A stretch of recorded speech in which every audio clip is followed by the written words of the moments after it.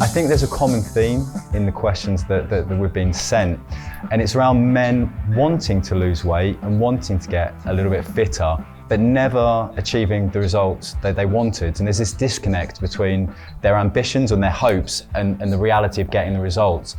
So why do you think it is that so many men want to lose weight, yet so few ever really accomplish the results they set out for? You've started off with a very simple question, haven't you? Always. Where to start?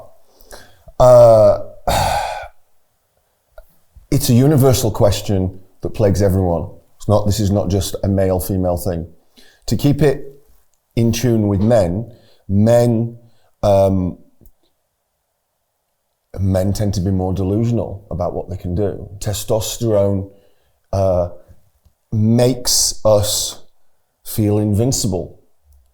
And as we age and our testosterone goes, we become more aware of our own mortality and we become more modest in our goals. If you're a 21-year-old looking to lose 20 pounds, you somehow fool yourself and think you can lose it in 2 weeks. So that's the specific male condition. Of course, I'm generalizing grotesquely, but ultimately, you have to match your ambitions to your work ethic and to your commitment, which is, by the way, is a universal maxim, right, for anything in life. But anything in life. You want to succeed in anything. You want to write a book. You want to get to edit a big magazine. You want to build a body. You want to build a business. You want to have a successful relationship with your partner, with your children. You've got to put the hard yards in. So I think that's what I thought you were going to say, if I'm totally honest. It's the disconnect between wanting 100% of the result, but maybe only putting 20% of the effort in, because you only have to look around commercial gyms and there's a lot of guys who may be training fairly regularly, but their bodies never change shape. So is it a lack of knowledge in what they should be doing? Is it a lack of application, of execution? Where do you think that if there is a common shortfall, is it simply a lack of effort put to make those changes? Somebody's written lazy and a lack of discipline. That's with some people. It's with some people. We're all lazy.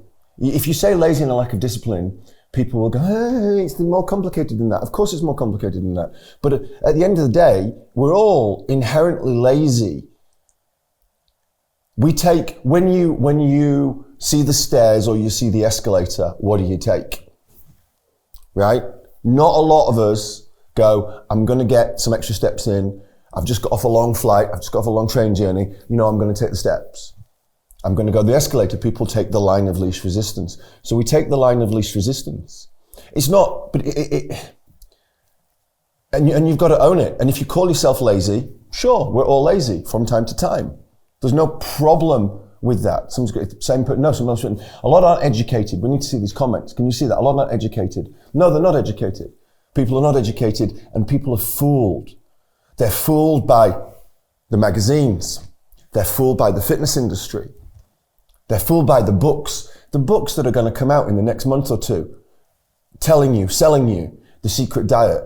What's he called? Michael Mosley? Michael Mosley? Is it Mosley? The 5'2", yeah. The Daily Mail doctor? He's got a new book out every 6 months, selling you the dream diet. There's 1,001 different dream diets. There's 1,001 ways to exercise to get into shape.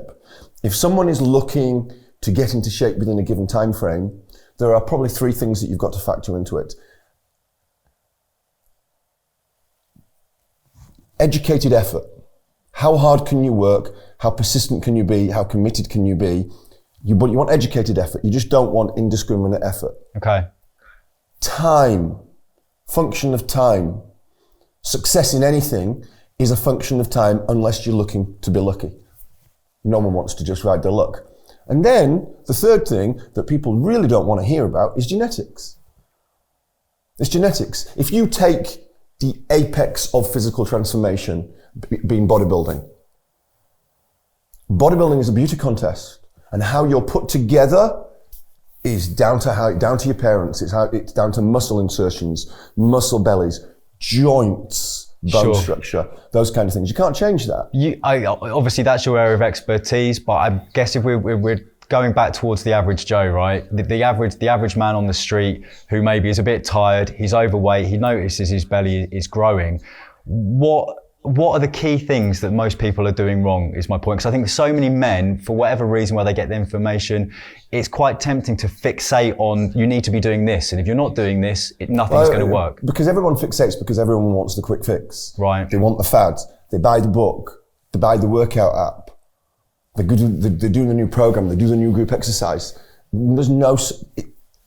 It's just consistency. Right. So it's consistency. Is that the key and thing? People overeat. I mean, the general population fail because the general population overeat. No one wants to be hungry. Every single person, okay, I'm generalizing.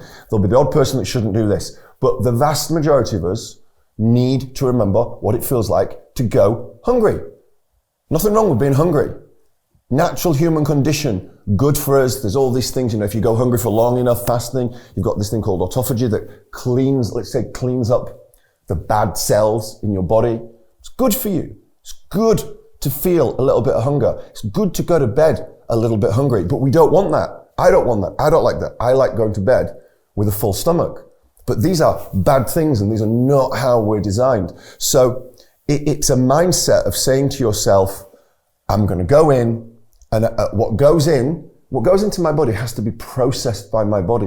And if you think about that, if you have an expensive car, most people I know with expensive cars, they've got two or three choices of petrol, right, of gas. And if it's a really expensive car, they go for the premium. I go for the premium with my cars. I have no idea why, by the way. I just know it's premium. I may be just getting sold. When it comes to our bodies, where we can, in general, a little bit of what we like, a little bit of bad stuff isn't the end of the world, but in general, you put the best stuff in and then you get the best stuff out. And the mindset that we need to have is, I'm putting this in and my body has to handle whatever I'm putting in.